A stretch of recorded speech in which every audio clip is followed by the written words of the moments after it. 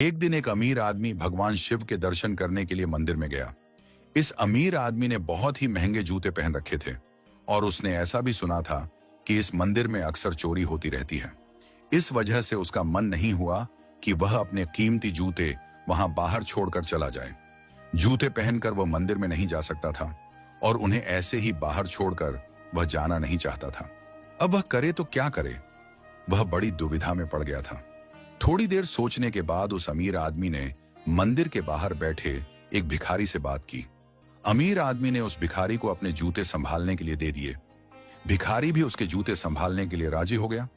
फिर वह अमीर आदमी अंदर मंदिर में पूजा करने के लिए चला गया।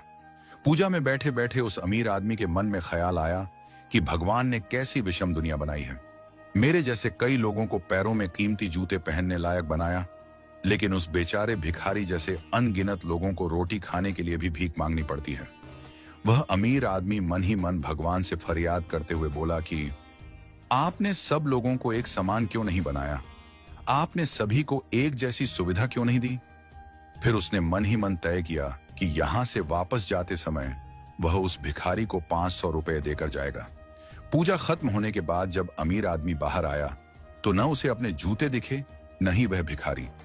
उस अमीर आदमी को लगा कि भिखारी किसी काम से कहीं बाहर गया होगा, इसलिए थोड़ी देर तक उसने वहीं खड़े रहकर भिखारी का इंतजार किया।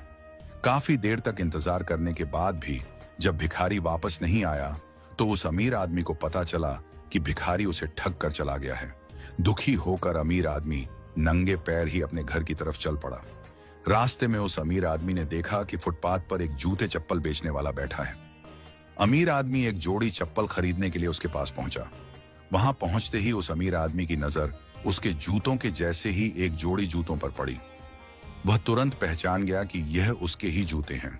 पूछने पर बेचने वाले ने पहले तो मना कर दिया, लेकिन बार बार पूछने और दबाव देने पर उसने बताया कि यह जूते उसे एक भिखारी ने 500 रुपये में बेचकर गया है।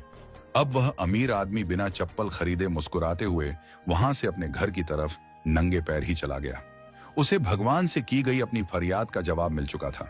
उसे समझ में आ गया था कि जब तक लोगों के कर्म एक जैसे नहीं होते तब तक सब एक समान नहीं हो सकते।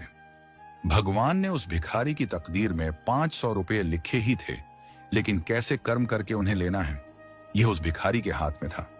अगर वह चोरी ना भी करता फिर भी उसे 500 रुपये ही मिलते। शायद उसके ऐसे ही बुरे कर्मों की वजह से आज वह एक भिखारी था। हमेशा अच्छे कर्म करो और किसी का भी बुरा मत करो। भगवान भी यही कहते हैं कि अपने किसी को दुख नहीं दिया तो आप किसी पाप के भागीदार नहीं हो।